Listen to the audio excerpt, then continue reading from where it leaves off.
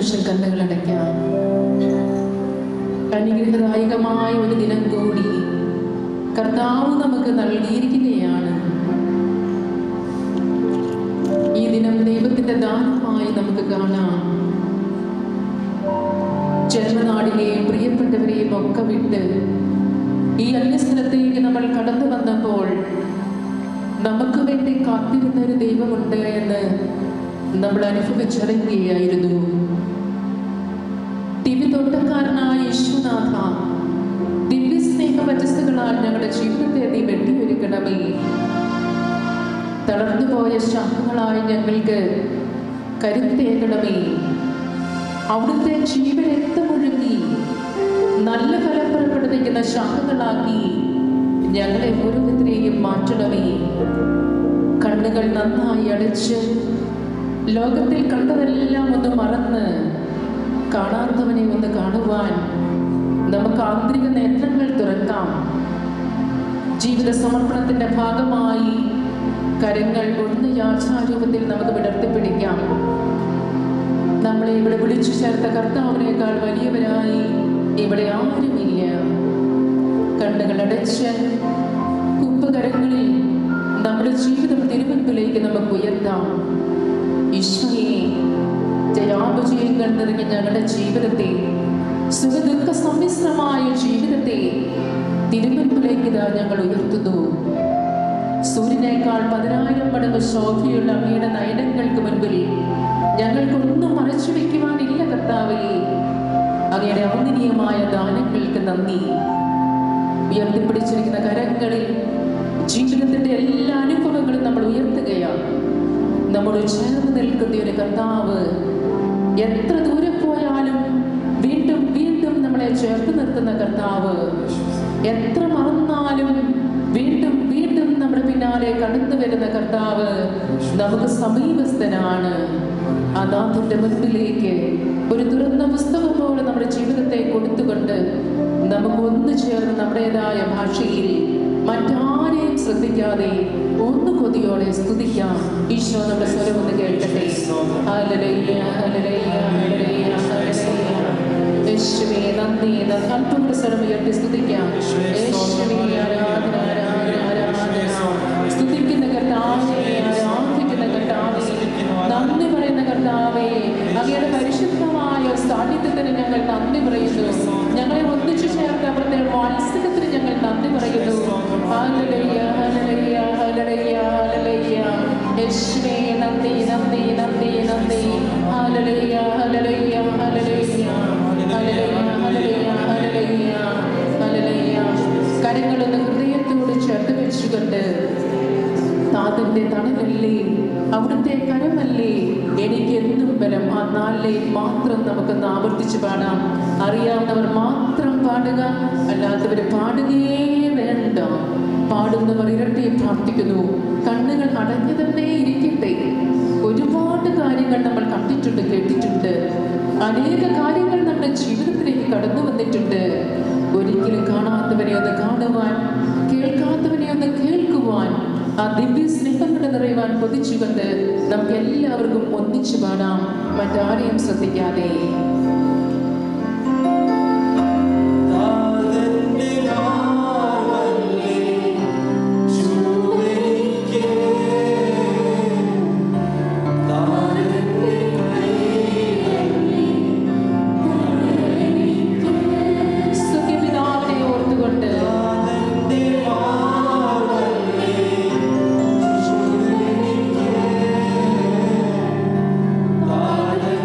Thank you.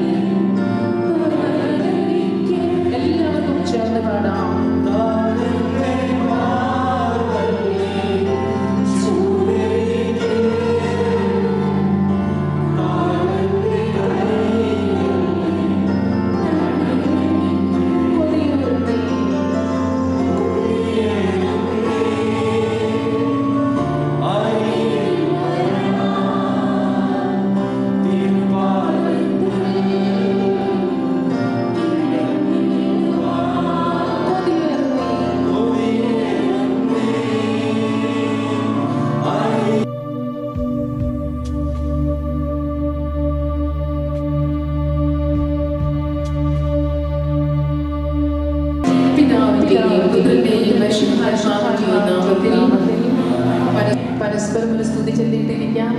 ഒന്ന് പുഞ്ചിരിച്ചുകൊണ്ട് ഗൗരവമൊക്കെ ഒന്ന് കഴിഞ്ഞ് നമുക്ക് ചെയ്യാം.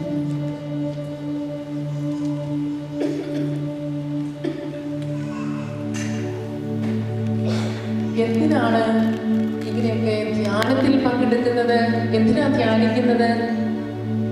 പണ്ടൊരു സഹോദരനോട് ഭവന സന്ദർശനത്തിന് പോയപ്പോൾ ഞാൻ പറഞ്ഞു, ചേട്ടാ ഒരു ധ്യാനമൊക്കെ വന്ന് കൂടുന്നത് നല്ലതല്ലേ? അപ്പൊ ആ സഹോദരൻ എന്നോട് പറയാം, ഓ സിസ്റ്ററിന്റെ ഒരു ധ്യാനം ഒരു കൂട്ട്, ധ്യാനം കൂട്ടായിട്ട് അയാൾ കൂട്ടില്ല, കൂട്ടെന്ന് അയാൾ പറഞ്ഞത്, കൂട്ടിന് കൂട്ടെന്നാ പറഞ്ഞു. സിസ്റ്ററിന്റെ ഒരു ധ്യാനം ഒരു കൂട്ട്. എന്തിനാണ് ഈ ധ്യാനം? എന്തിനാ ധ്യാനം? വല്ലവരും നിർബന്ധിച്ചിട്ടാണോ നമ്മൾ വന്നത് എന്നറിയില്ല. എന്തിനാണ് നമ്മൾ ഈ ഇടയ്ക്ക് ഈ ധ്യാനത്തിലൊക്കെ പങ്കെടുക്കുന്നത്? എന്താ ധ്യാനത്തിൽ നമ്മൾ ചെയ്യേണ്ടത്? നമുക്കറിയാം, പ്രകൃതിയിലേക്ക് നമ്മൾ നോക്കിയിട്ടുണ്ട് എങ്കിൽ ഇല കൊഴിയുന്ന മരങ്ങളെ നമുക്ക് കാണാൻ പറ്റും, പടം പൊഴിക്കുന്ന പാമ്പ്. പ്രകൃതി പല കാര്യങ്ങളും നമുക്ക് പറഞ്ഞു തരുന്നുണ്ട്. ഇല കൊഴിഞ്ഞു കഴിയുമ്പോൾ നല്ല തണുപ്പുകൾ കടന്നു വരും. വൃക്ഷങ്ങൾക്കറിയാം മുരടിച്ച ഇലകളെല്ലാം കൊഴിഞ്ഞു കളയണമെന്ന്, വീഴ്ത്തി കളയണമെന്ന്. പാമ്പിനറിയാം ലോകം തീരെ നടന്നിട്ട് ഈ പരിവരുത്ത ഈ മേൽച്ചത്തെ വന്ന് കുഴിഞ്ഞു മാറ്റിയില്ലെങ്കിൽ അപകടങ്ങളിൽ സ്മൂത്തായിട്ട് യാത്ര ചെയ്യാൻ പറ്റില്ല എന്ന്.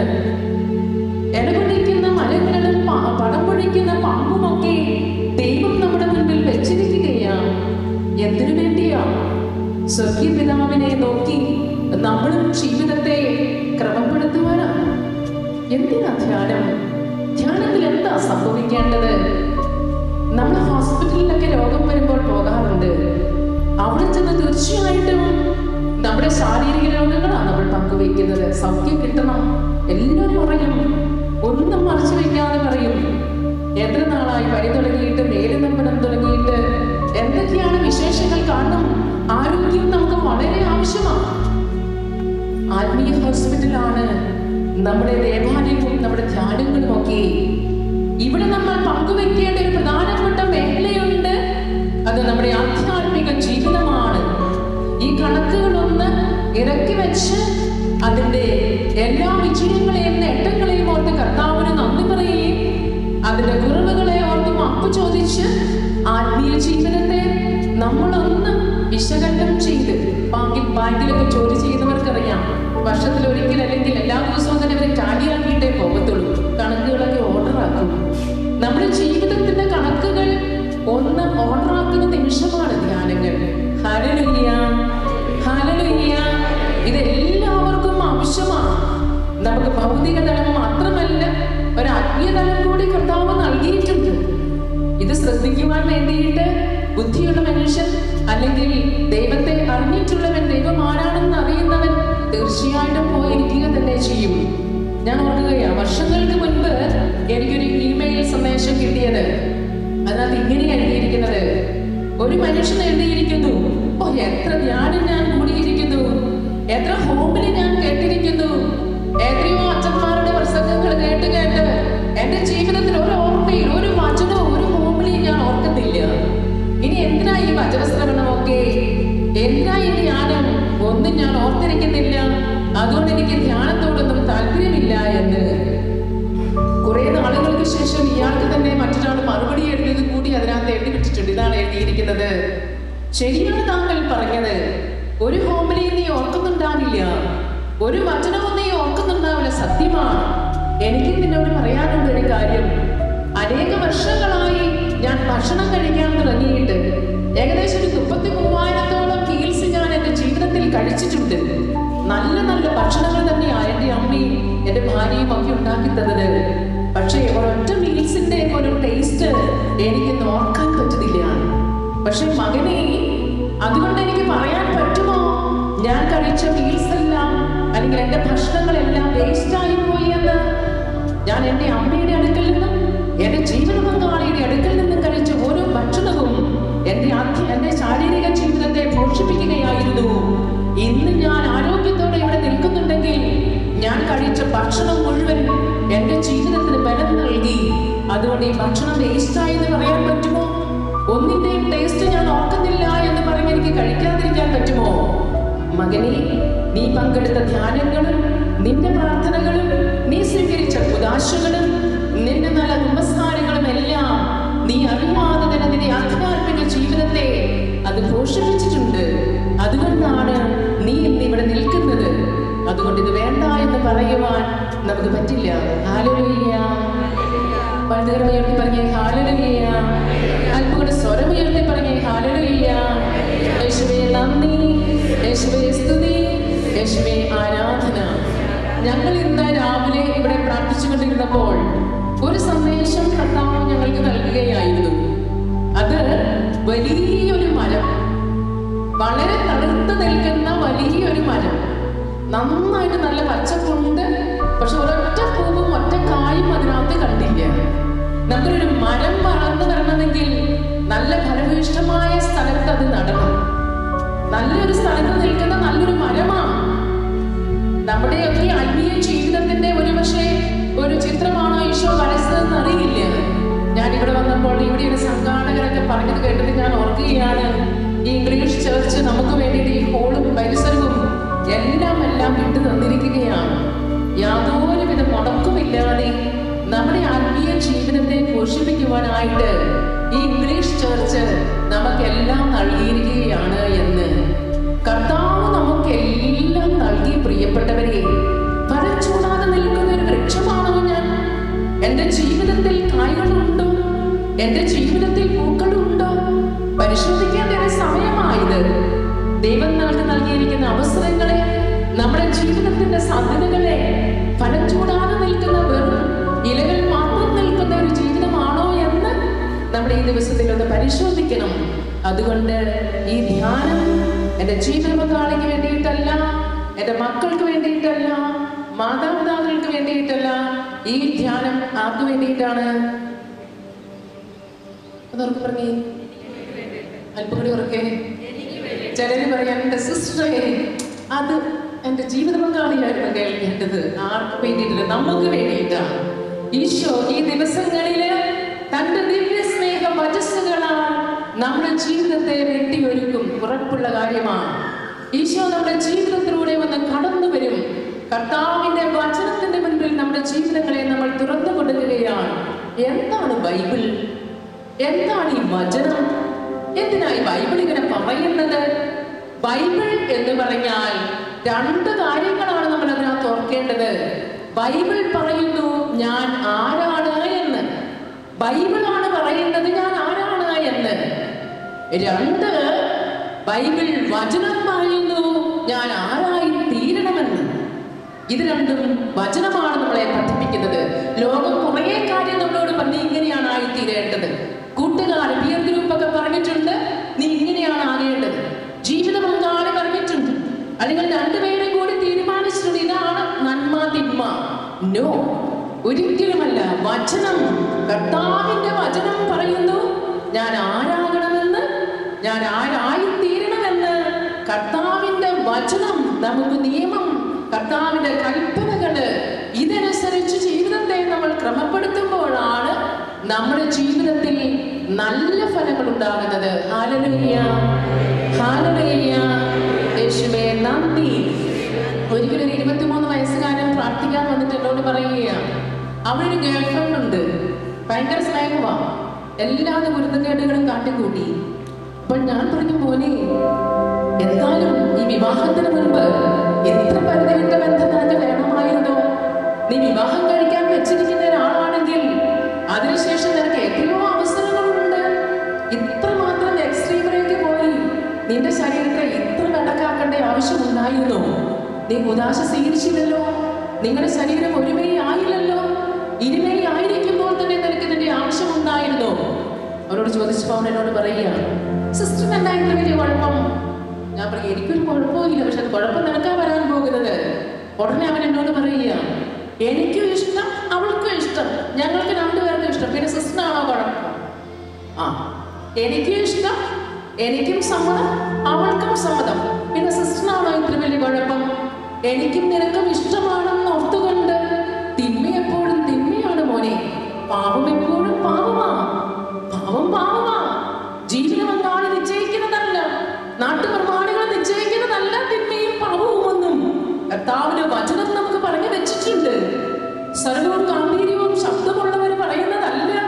തെറ്റും ശരിയും ഇത് വചനമാണ്. അതുകൊണ്ട് കർത്താവിന്റെ വചനം നമ്മുടെ ജീവിതത്തെ ഇടയ്ക്കിടയ്ക്ക് വെട്ടിയൊരുക്കാൻ നമ്മൾ അനുവദിക്കണം. പാമ്പ് പടം പൊഴിക്കുന്നത് പോലെ ചിലതൊക്കെ നമുക്ക് മാറ്റിവെക്കുവാനുണ്ടാവും.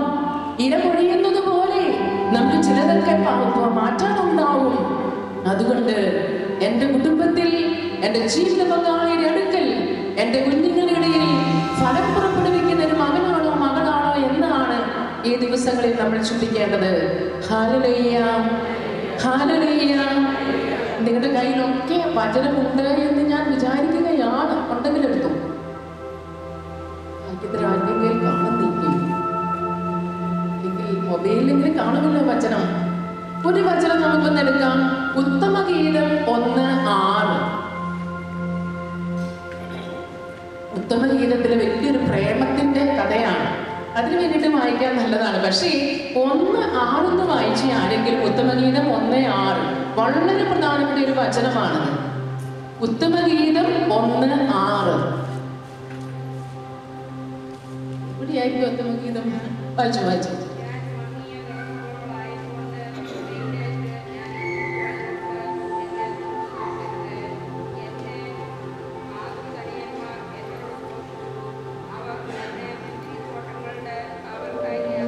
അവരെന്നെ മുന്തിരിത്തോട്ടങ്ങളുടെ കാവൽക്കാരിയാക്കി,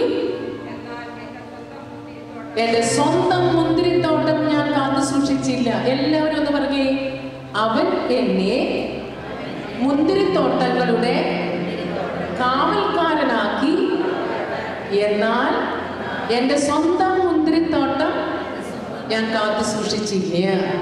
പ്രിയ സഹോദരങ്ങളെ, അനേകം മുന്തിരിത്തോട്ടം കാത്തു സൂക്ഷിച്ചവരാ നമ്മൾ ജോലി ചെയ്യുന്ന നമ്മുടെ ഹോസ്പിറ്റല്, നമ്മുടെ ഓഫീസുകള് വളരെ കൃത്യമായി അവരുടെ ജോലികളെല്ലാം ചെയ്ത് അവരുടെ മുന്തിരിത്തോട്ടത്തിന് ഒത്തിരി മുന്തിരിങ്ങ ഉണ്ടാക്കി കൊടുത്തിട്ടുണ്ട്. ഇല്ലെങ്കിൽ എന്ത് ചെയ്യും? നമ്മളെ ഇവിടുന്ന് പിരിച്ചുവിടും.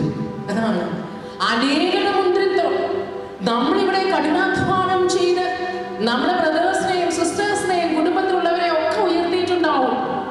ഇഷ്ടം പോലെ അനേക കുടുംബങ്ങൾക്ക് നമ്മൾ അധ്വാനിയായി മാറിയിട്ടുണ്ടാവും. നല്ല കാര്യം. നമുക്ക് അഭിമാനത്തോടെ പറയാൻ പറ്റും, നമ്മൾ രാമകൾ ജോലി ചെയ്താണ് പലരെയും നമ്മൾ ഉയർത്തിയത് എന്ന്. വെരി ഗുഡ്, നല്ലതാണ്. ആ മുന്തിരിത്തോട്ടങ്ങളൊക്കെ നന്നായിട്ട് തന്നെ ഇരിക്കുന്നു. ഇവിടെ വന്നു നല്ലൊരു വീടുണ്ടായി, കാറും സൗകര്യങ്ങളും എല്ലാം നമുക്കുണ്ടായി. എല്ലാ തരത്തിലും മുന്തിരിത്തോട്ടം നന്നായി തന്നെ ആയിരിക്കാം ഇരിക്കുന്നത്. മറ്റുള്ളവരുമായി കമ്പയർ ചെയ്യുമ്പോൾ നമ്മുടെ ജീവിതം വലിയ കുഴപ്പമില്ലാതെ നിൽക്കുന്നുണ്ട്. അനേകരുടെ മുന്തിരിത്തോട്ടം നന്നായി നമ്മൾ കാത്തു സൂക്ഷിച്ചു. നമ്മൾ മതാധ്യാപകരാകും, ദൈവവേല ചെയ്തും, അല്ലെങ്കിൽ പ്രാർത്ഥനാ ഗ്രൂപ്പിൽ പങ്കെടുത്തും മറ്റു പല കാര്യങ്ങളിൽ നമ്മൾ അനേകരുടെ മുന്തിരിത്തോട്ടം വളരുവാനായിട്ട് ജീവിതം സമർപ്പിച്ചവരാണ്. ധാരാളം സമയം നമ്മൾ കൊടുത്തിട്ടുണ്ട്. നമ്മളുടെ ഇടപെടൽ കൊണ്ട് അനേക മുന്തിരിത്തോട്ടത്തിൽ ഇഷ്ടം പോലെ ഫലങ്ങൾ ഉണ്ടായിട്ടുണ്ട്. പ്രിയപ്പെട്ടവരെ, നമ്മുടെ വ്യക്തിപരമായ മുന്തിരിത്തോട്ടത്തിൽ കളകൾ കയറിയോ? വ്യക്തിപരമായ മുന്തിരിത്തോട്ടത്തിൽ പുഴുക്കളുണ്ടോ? വ്യക്തിപരമായ മുന്തിരിത്തോട്ടത്തിൽ വേണ്ടത്ര ഫലങ്ങൾ ഉണ്ടാകുന്നുണ്ടോ? ഒരു ഭർത്താവ് എന്ന നിലയിൽ, ഒരു ഭാര്യ എന്ന നിലയിൽ, അപ്പൻ എന്ന നിലയിൽ, മകൾ എന്ന നിലയിൽ, അമ്മ എന്ന നിലയിൽ എന്റെ കർത്താവ് പറഞ്ഞിരിക്കുന്ന വചനമനുസരിച്ചാണോ ഞാൻ ജീവിക്കുന്നത്? അറിയാതെ കടന്നു വന്ന കളകളെ ഞാൻ പിഴുതു മാറ്റുന്നില്ല എങ്കിൽ എന്തായിരിക്കും? കർത്താവ് വെട്ടി നിൽക്കുന്ന പറഞ്ഞിരിക്കുക. എന്റെ സ്വന്തം മുന്തിരിത്തോട്ടം ഞാൻ കാത്തു സൂക്ഷിച്ചില്ല. അനേകരുടെ മുൻപിൽ പേരുള്ളവനാണ് ഞാൻ. അനേകരെന്നെ ബഹുമാനിക്കുന്നുണ്ടാവും. അനേകരുടെ മുൻപിൽ വളരെയേറെ സ്ഥാനമാനമുള്ളൊരു വ്യക്തിയാണ്. പക്ഷേ ഞാൻ എന്റെ സ്വന്തം മുന്തിരിത്തോട്ടം കാത്തു സൂക്ഷിച്ചില്ല എന്ന് വചനം പറയുമ്പോൾ ദിവ്യതോട്ടക്കാരനായ ഈശോനാഥനിക നമ്മുടെ അടുക്കലേക്ക് കടന്നു വരികയാണ്. ജീവിതമാകുന്ന മുന്തിരിത്തോട്ടത്തിലെ പുഴുക്കളെയെല്ലാം ഒന്ന് കൊന്നുകളയുവാൻ, ജീവിതമാകുന്ന മുന്തിരിത്തോട്ടത്തിലെ കീടങ്ങളെയെല്ലാം വലിച്ചെറിയുവാൻ വീണ്ടും വീണ്ടും വീണ്ടും വീണ്ടും ദിവ്യനാഥൻ നമുക്ക് അവസരങ്ങൾ നൽകുകയാണ്. Hallelujah, hallelujah. അല്പം നിങ്ങൾക്ക് പറഞ്ഞേ ഹല്ലേലൂയ. യേശുവേ സ്തോത്രം, യേശുവേ നന്ദി. എന്റെ സ്വന്തം മുന്തിരിത്തോട്ടം എങ്ങനെ? എന്റെ സ്വന്തം മുന്തിരിത്തോട്ടം എങ്ങനെ? എന്റെ സ്വർഗീയ പിതാവ് എന്റെ അടുക്കൽ ഇറങ്ങി വന്ന് എന്റെ ജീവിതത്തെ കുറിച്ചൊരു മാർക്കിടാൻ കടന്നു വന്നിട്ടുണ്ട് എങ്കിൽ എത്ര മാർക്ക് കിട്ടുമെന്ന് നമ്മൾ ഓരോരുത്തരും നോക്കണം. എന്റെ സ്വന്തം മുന്തിരിത്തോട്ടം മാത്രം ഞാൻ കാത്തു സൂക്ഷിച്ചില്ല. ഒരു ജീവിത പങ്കാളി എന്ന നിലയിൽ, ഒരു ഭാര്യ എന്ന നിലയിൽ, എന്റെ കുടുംബത്തിൽ ഞാൻ യഥാർത്ഥത്തിൽ നിൽക്കേണ്ട സ്ഥാനത്താണോ നിൽക്കുക? ഒരു അപ്പൻ എന്ന നിലയിൽ, ഭർത്താവ് എന്ന നിലയിൽ ഞാൻ ചെയ്യേണ്ട കാര്യങ്ങൾ ചെയ്യുന്നില്ല എങ്കിൽ അറിയാതെ കടന്നു വന്ന കളകള് നമ്മുടെ ജീവിതത്തെ നശിപ്പിച്ചേ പോകൂ എന്ന് പ്രിയപ്പെട്ടവരെ നമ്മൾ ഓർത്തിരിക്കണം. അറിയാതെ കടന്നു വന്ന കലകളെ പിടിച്ചു മാറ്റുവാനായി ഈശോ നമ്മളെ ഓരോരുത്തരെയും വിളിക്കുകയാണ്. Hallelujah, hallelujah. നമുക്ക് നേരത്തെ നിൽക്കാം. ഒരു നിമിഷം കണ്ണുകളടച്ച് നമുക്കൊന്ന് നോക്കാം. എന്നെ ദൈവമേൽപ്പിച്ച എന്റെ വ്യക്തിപരമായ മുന്തിരിത്തോട്ടം, ഞാൻ മാത്രമാകുന്ന എന്റെ മുന്തിരിത്തോട്ടം, എന്നെ വിശ്വസിച്ചേൽപ്പിച്ച എന്റെ കുടുംബം, എന്റെ ജീവിത പശ്ചാത്തലം. അനേക ജീവിത മേഖലകളിൽ നമ്മൾ മിടുക്കന്മാരും മിടുക്കികളുമാവാം. അനേകരുടെ മുൻപിൽ നമുക്ക് വളരെയേറെ ബഹുമാനം കിട്ടുന്നുണ്ടാവാം. പക്ഷെ എന്റെ കർത്താവിന്റെ തിരുസന്നിധിയിൽ ഇരുന്നു കൊണ്ട്, നിത്യപ്രകാശമായ നാഥന്റെ മുൻപിൽ ഇരുന്നു കൊണ്ട്, 10,000 സൂര്യനേക്കാൾ 10,000 മടങ്ങ് ശോഭയുള്ള അവിടുത്തെ നയനങ്ങൾക്ക് മുൻപിൽ ഇരുന്നു കൊണ്ട് ഒന്ന് നോക്കിക്കേ, എന്ന് തുടങ്ങി ഈ കളകൾ കയറുവാൻ എന്തെല്ലാം സൈസ് കളകളാണ് എന്റെ മുന്തിരിത്തോട്ടത്തിൽ. വേണ്ടത്ര ഫലമുണ്ടോ? മുന്തിരികൾ അവിടെ ഉണ്ടോ? ഫലം കായ്ക്കുന്ന നല്ലൊരു മുന്തിരിത്തോട്ടമായിട്ടാണോ എന്നെ ഇന്ന് കർത്താവ് കാണുന്നത്? എവിടെയൊക്കെയാണ് ഞാൻ പിഴുതു മാറ്റേണ്ടത്? ദൈവമേ, ഒന്ന് സഹായിക്കണമേ. ഹല്ലേലൂയ. സ്തുതിക്കാം. കരങ്ങളുയർത്തി ഒന്ന് സ്തുതിച്ച് കർത്താവിന്റെ പക്കലേക്ക് ജീവിതമെന്ന് കൊടുത്തേ. ഈശോ നമ്മളെ സ്നേഹിക്കുന്നു, അത്യഗാധമായി സ്നേഹിക്കുന്നു. വ്യവസ്ഥകളും യാതൊരുവിധ പരിധികളുമില്ലാതെ സ്നേഹിക്കുന്നു. തെറ്റുകുറ്റങ്ങൾ നോക്കി ശിക്ഷിക്കുന്ന കർത്താവല്ല, അനുഗ്രഹിക്കുന്ന കർത്താവാണ് അവിടുന്ന്. ഹല്ലേലൂയ, ഹല്ലേലൂയ, ഹല്ലേലൂയ, ഹല്ലേലൂയ. യേശുവേ നന്ദി, യേശുവേ നന്ദി. ഹല്ലേലൂയ, ഹല്ലേലൂയ, ഹല്ലേലൂയ, ഹല്ലേലൂയ, ഹല്ലേലൂയ. ഓർത്ത് സ്തുതിച്ച് യേശുവിനെ നന്ദി പറഞ്ഞേ. എല്ലാ കളകളും പിഴുതു മാറ്റണമേ കർത്താവേ. എന്റെ സ്വന്തം മുന്തിരിത്തോട്ടത്തെ വേണ്ടവണ്ണം കാത്തു സൂക്ഷിക്കാൻ പറ്റാതെ പോയ നിമിഷങ്ങളെ ഓർത്ത് മാപ്പ് ചോദിക്കുന്നു. ഹല്ലേലൂയ, ഹല്ലേലൂയ, ഹല്ലേലൂയ, ഹല്ലേലൂയ. യേശുവേ നന്ദി, യേശുവേ നന്ദി, യേശുവേ നന്ദി. കർത്താവേ കരുണ തോന്നണമേ, എന്റെ ജീവിതത്തോട് നീ കരുണ തോന്നണമേ. ഹല്ലേലൂയ, ഹല്ലേലൂയ, ഹല്ലേലൂയ. കരങ്ങൾ ഹൃദയത്തോട് ചേർത്ത് വെച്ചുകൊണ്ട് നമുക്ക് പറയാം, യേശുവേ ഞാനാണ് മാറേണ്ടത്, വേറെ ആരുമല്ല മാറേണ്ടത്. ആഗ്രഹത്തോടെ നമുക്ക് പറയാം, ഞാനാണ് യേശുവേ മാറേണ്ടത്, വേറെ ആരുമല്ല. ഞാനാണ് ദൈവമേ മാറേണ്ടത്, ഞാൻ മാറിയാൽ എല്ലാം മാറിയിടുമേ. ഞാനാണ് ദൈവമേ മാറേണ്ടത്, ഞാൻ മാറിയാൽ എല്ലാം മാറിയിടുമേ. കണ്ണുകൾ അടങ്ങി തന്നെ ഇരിക്കട്ടെ. കർത്താവിന്റെ പക്കലേക്കുള്ളൊരു നിലവിളിയാകട്ടെ. ആരുമല്ല മാറേണ്ടത്, ഞാനാണ് ദൈവമേ മാറേണ്ടത്. ഞാനാണ് ദൈവമേ മാറേണ്ടത്, ഞാൻ മാറിയാൽ എല്ലാം മാറിയിടുമേ. ചേർന്ന് പാടാം. ഞാനാണ് ദൈവമേ മാറേണ്ടത്, ഞാൻ മാറിയാൽ എല്ലാം മാറിയിടുമേ. മറ്റാരുമല്ല ഈശോയെ, ഞാനാണ് മാറേണ്ടത്, ഞാനാണ് ഈശോയെ മാറേണ്ടത്, വേറെ ആരുമില്ല. ഒന്ന് കൊതിയോടെ നമുക്ക് എല്ലാവർക്കും ചേർന്ന് പാടാം. ഞാനാണ് ദൈവമേ മാറേണ്ടത്, ഞാൻ മാറിയാൽ എല്ലാം മാറിയിടുമേ. എല്ലാവർക്കും ചേർന്ന് പാടാം. ഈ നിലവിളി കർത്താവിന്റെ പക്കൽ എത്തട്ടെ. ഈ ധ്യാനത്തിന്റെ ആദ്യ ദിവസം തന്നെ നമ്മുടെ ഹൃദയത്തിന്റെ വേദനകൾ, ആഗ്രഹം തിരുമുൻപിലേക്ക് പ്രാർത്ഥനയായി ഒരുക്കിക്കൊണ്ട് ഈ പ്രാർത്ഥിക്കുന്ന നിമിഷം തന്നെ അവൻ നമ്മളെ സ്പർശിക്കുകയോ, അവിടെ നിന്ന് അനുഗ്രഹിക്കുകയോ. ധ്യാനത്തിന്റെ അവസാനം വരെ നമുക്ക് കാത്തു നിൽക്കേണ്ടതില്ല. അവൻ നമ്മളെ വാരിക്കൊണ്ടിരുന്ന അനുഭവം, അവൻ നമ്മളെ തൊട്ടനുഗ്രഹിക്കുന്ന അനുഭവം നമുക്കൊന്ന് സ്വന്തമാക്കാം. ജീവിക്കുന്ന കർത്താവിന് മുൻപിൽ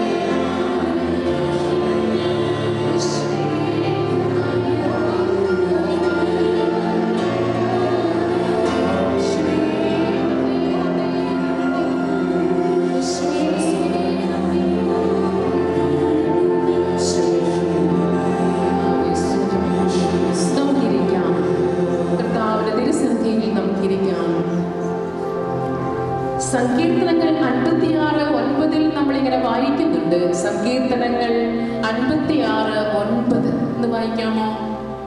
സങ്കീർത്തനങ്ങൾ 56:9.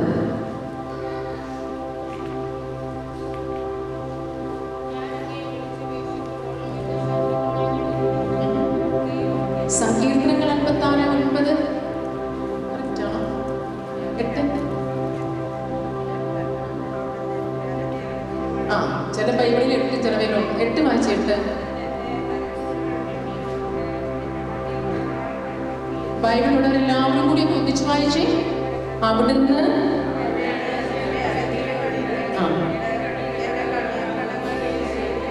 അവിടുന്ന് എന്റെ അലച്ചിലുകൾ എണ്ണിയിട്ടുണ്ട്, എന്റെ കണ്ണീർ കണങ്ങൾ. ഉറപ്പാണോ? ഉറപ്പാണോ? നല്ല ബോധ്യമാണോ? അവിടുന്ന് എന്റെ അലച്ചിലുകൾ, നമ്മൾ തന്നെ മറന്നുപോയി. പകുതി അലച്ചിലുകളും മറന്നുപോയി. കഴിഞ്ഞ കാല ജീവിതത്തിന്റെ അലച്ചിലുകളെല്ലാം നമ്മൾ ഓർത്തിരിക്കുന്നുണ്ട്, പകുതി നമ്മൾ മറന്നുപോയി. അവിടുന്ന് എന്റെ അലച്ചിലുകൾ എണ്ണിയിട്ടുണ്ട്. പിന്നെ എന്താണ്? എന്റെ കണ്ണീർ കണങ്ങൾ കുപ്പിയിൽ ശേഖരിച്ചിട്ടുണ്ട്. എങ്കിൽ എത്ര കുപ്പി കാണും? എത്ര കുപ്പി കാണും? ഉള്ളവർക്ക് അറിയാറില്ലേ? ചിലർ കരച്ചിൽ തന്നെ അവർ വരുമെന്നാണ് പറയുന്നത്. ഏറ്റവും വലിയ വരദാനം കരച്ചിലാണ്. അപ്പോൾ അവിടുന്ന് തിരുവചനം പറയുകയാണ്, അവിടുന്ന് എന്റെ അലച്ചിലുകൾ എണ്ണിയിട്ടുണ്ട്, എന്റെ കണ്ണീർ കണ കുപ്പിയിൽ ശേഖരിച്ചിട്ടുണ്ട്. പ്രിയ സഹോദരങ്ങളെ, എന്തുകൊണ്ടാണ് നമ്മുടെ മുന്തിരിത്തോട്ടത്തെ നമ്മൾ നന്നായിട്ട് കാത്തു സൂക്ഷിക്കേണ്ടത്? എന്തിനാണ് കളകൾ നമ്മൾ പറിച്ചു കളയേണ്ടത്? എന്തിനാണ് നമ്മൾ ഫലങ്ങൾ പുറപ്പെടുവിക്കേണ്ടത്? അവിടുന്ന് സ്നേഹസമ്പന്നനായ ഒരു പിതാവാണ്. ഞാൻ ഈ ഭൂമിക്ക് വേണ്ടി സൃഷ്ടിക്കപ്പെട്ടിട്ടുള്ള ഒരാളല്ല. ഇവിടെ ഹ്രസ്വമായ കാലഘട്ടം ജീവിച്ച് ഇവിടെ പൊടിഞ്ഞു തീരേണ്ട ഒരു ജീവിതമല്ല എന്റേത്. എന്റെ പിതാവ് തന്റെ ഛായയിലും സാദൃശ്യത്തിലും എന്നെ സൃഷ്ടിച്ച് അവിടുന്ന് നമുക്ക് വേണ്ടി എല്ലാം നിത്യതര തീരങ്ങളിൽ ഒരുക്കി വെച്ചിട്ടുണ്ട്. ആ നിത്യ സൗഭാഗ്യത്തിൽ എത്തിച്ചേരേണ്ടവരാണ് നമ്മൾ ഓരോരുത്തരും. ജ്ഞാനത്തിന്റെ പുസ്തകം 2:23 നമ്മൾ വായിക്കുന്നുണ്ട്, അവിടുന്ന് മനുഷ്യനെ അനശ്വരതയ്ക്ക് വേണ്ടി സൃഷ്ടിച്ചു എന്ന്. നിത്യതയ്ക്ക് വേണ്ടിയാണ് അവിടുന്ന് സൃഷ്ടിച്ചിരിക്കുന്നത്. ഇവിടെ വെച്ച് കൊഴുകി വീഴേണ്ട ഒരു ജീവിതമല്ല നമ്മുടേത്. അതുകൊണ്ട് അവന്റെ എല്ലാ സൂക്ഷ്മ വ്യാപാരങ്ങളും അവിടുന്ന് അറിയുന്നു. ജ്ഞാനം 1:6 നമ്മൾ വായിക്കുന്നുണ്ട്. അവന്റെ ഓരോ ചിന്തകളും അവിടുന്ന് അറിയുന്നു. അവിടുന്ന് നമ്മൾ സംസാരിച്ചിട്ടുള്ള ഓരോ വാക്കുകളും അവിടുന്ന് കേൾക്കുന്നു. He is so close to us. വളരെ സമീപസ്ഥനായ ഒരു ദൈവമാണ് അവിടുന്ന്. ഞാൻ വിചാരിക്കും, ദൈവമേ, ആരതൊന്നും കാണുന്നില്ലല്ലോ, അറിയുന്നില്ലല്ലോ. എനിക്ക് എന്റെ ഇഷ്ടം പോലെ ജീവിക്കാം. ഇതെന്റെ ശരീരമാണ്, എന്റെ ജീവിതമാണ്. I can do what I want to know. കർത്താവ് എന്നെ ഇങ്ങോട്ട് വിട്ടിരിക്കുന്നത് നല്ല പദ്ധതിയോട് കൂടിയാണ്. ഓരോ കാൽവെപ്പും അവിടുന്ന് അറിയുന്നു. അതിന് വളരെ ഉത്തമമായ ഉദാഹരണമാണ് സങ്കീർത്തനം 56:8. അവിടുന്ന് പറയുന്നു, നിന്റെ അലച്ചിലുകൾ ഞാൻ എണ്ണിയിട്ടുണ്ട്, നിന്റെ കണ്ണീർ കണം ഞാൻ കുപ്പിയിൽ ശേഖരിച്ചിട്ടുണ്ട് എന്ന്.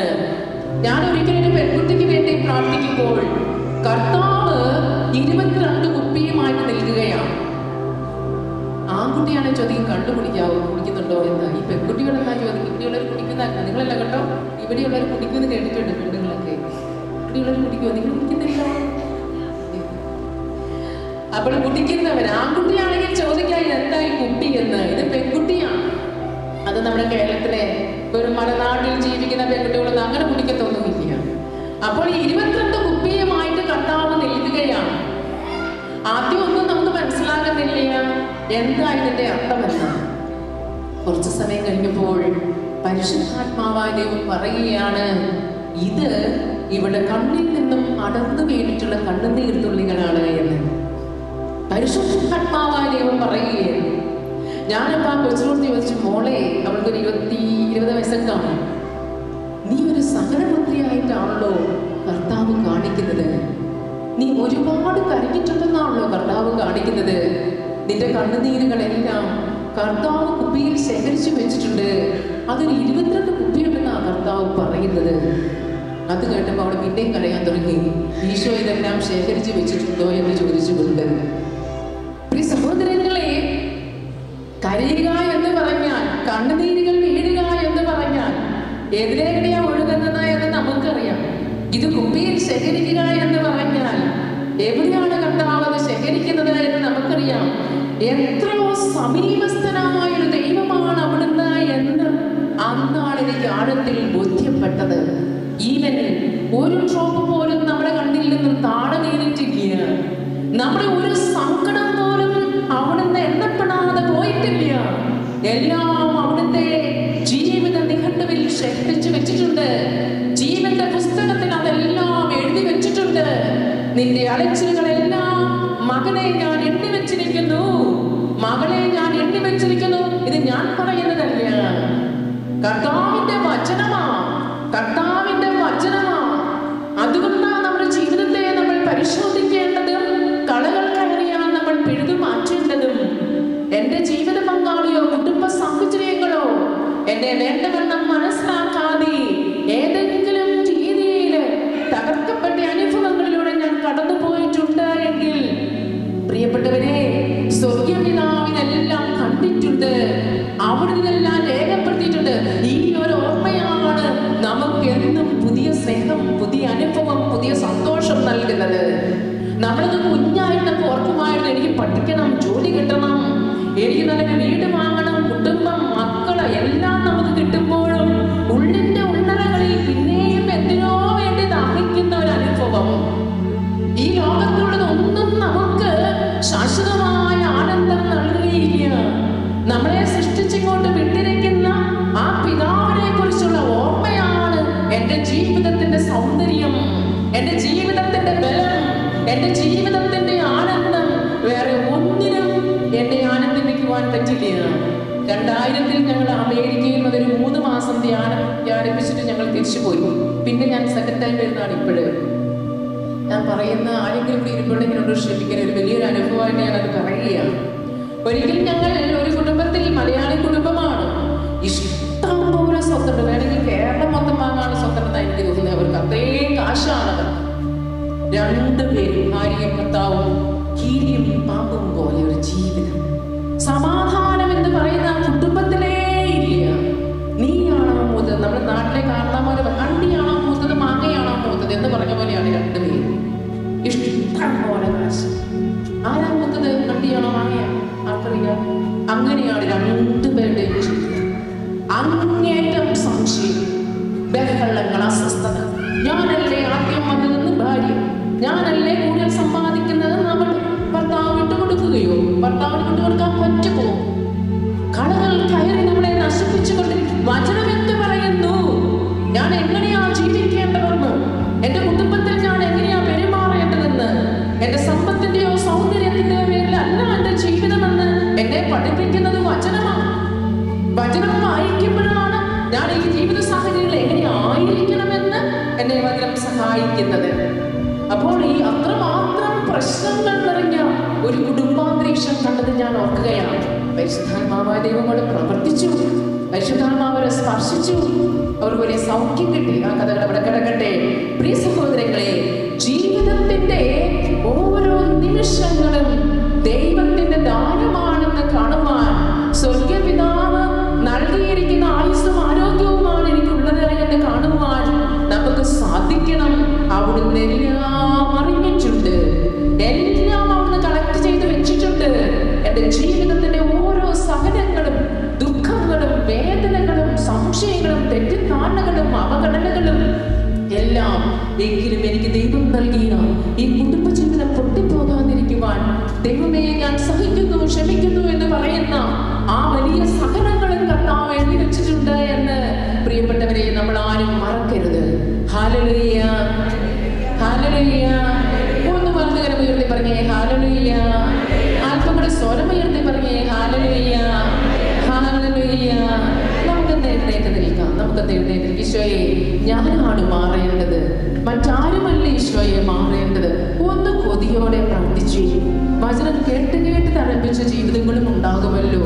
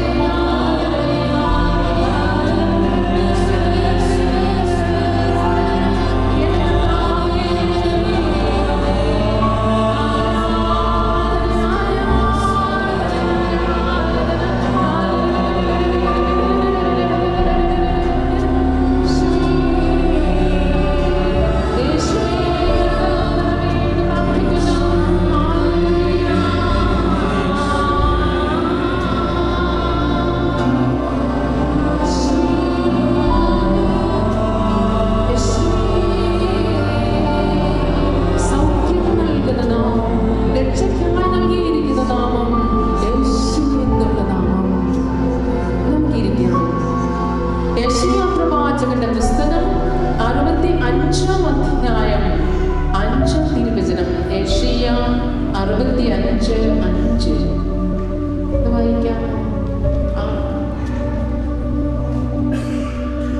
യെശയ്യ 65:6.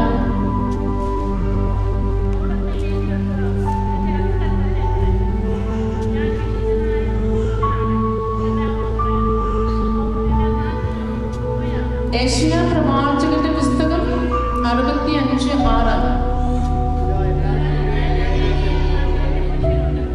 നിന്നെ പറ്റിയുള്ള രേഖകളെല്ലാം ഞാൻ സൂക്ഷിച്ചു വെച്ചിട്ടുണ്ട്. ആരാണ് പറയുന്നത്? ദൈവമായ കർത്താവ് പറയുകയാണ്, നിന്നെ കുറിച്ചുള്ള രേഖകളെല്ലാം ഞാൻ സൂക്ഷിച്ചു വെച്ചിട്ടുണ്ട് എന്ന്. കർത്താവിന്റെ വചനം പറയുന്നതായി ഞാൻ പറയുന്നത്. എനിക്കിങ്ങനെ പറയാൻ പറ്റും. എന്റെ ജീവിതത്തിന്റെ എല്ലാ രേഖകളും അവിടുത്തെ കരങ്ങളിൽ സൂക്ഷിച്ചു വെച്ചിരിക്കുന്നു. Hallelujah, hallelujah. നമുക്കൊന്നും ഇനി മറയ്ക്കുവാനായിട്ടില്ല. എല്ലാ രേഖകളും അവിടുത്തെ കരങ്ങളിൽ ഉണ്ട്. എന്റെ പാസ്റ്റും പ്രസന്റും ഫ്യൂച്ചറും ഉണ്ട് അവിടുത്തെ കരങ്ങളിൽ. എല്ലാം അവിടുന്ന് ക്രമമായി ഓർത്തിരിക്കുകയാണ്. എന്തെങ്കിലും എന്റെ മകൻ എന്റെ അടുക്കലേക്ക് കടന്നു വരും. ഈ തെറ്റിപ്പോയ രേഖകളെ ഒന്ന് സൂക്ഷ്മമാക്കി ഒന്നും കൂടെ വിശുദ്ധമാക്കുവാനായി കടന്നു വരുമെന്നുള്ള പ്രതീക്ഷയോടെ കർത്താവ് കാത്തിരിക്കുക. എല്ലാ രേഖകളും അവിടുത്തെ കരങ്ങളിൽ ഉണ്ട്. അവിടുന്ന് എല്ലാം അറിയുന്നു. ഞാൻ ഇന്ന് ഓർക്കുകയാണ്, ഒരിക്കലും ചെറുപ്പക്കാരൻ പ്രാർത്ഥിക്കാനായിട്ട് ധ്യാനത്തിനായിട്ട് വന്നപ്പോൾ അവന് ഭയങ്കര ദേഷ്യമാണ് ദൈവത്തോട്. അരിച്ചു ദൈവം എന്നാ ദൈവം സിസ്റ്ററിന്റെ ഒരു വചനം, ഒരു വചനവും അവനെ യേശുന്നില്ല. അവരുടെ വചനവും വേണ്ട, ധ്യാനവും വേണ്ട, ഒന്നും വേണ്ട. അങ്ങനെ ഞാൻ ചോദിച്ചു, നിനക്ക് എന്ത് പറ്റി? നീ പിന്നെ എന്തിനാ വന്നത്? ഈ കാശൊക്കെ മുടക്കി നീ എന്തിനാ വന്നത്? അപ്പൊ അവൻ പറയും, ഈ വികാരിച്ചൻ കാരണം ഞാൻ വന്നതാണ്. വികാരിച്ചൻ അവനെ മുന്തിത്തള്ളി ധ്യാനത്തിൽ വിട്ടിരിക്കുന്നതാണ്. ഞാൻ ചോദിച്ചു, നിനക്ക് എന്ത് പറ്റി? അപ്പൊ അവൻ പറയുക, അവൻ അന്ന് വർഷങ്ങൾക്ക് മുമ്പേ, ഒരു 10-22 വർഷം മുമ്പത്തെ കാര്യം ഞാൻ ഈ പറയുന്നത്.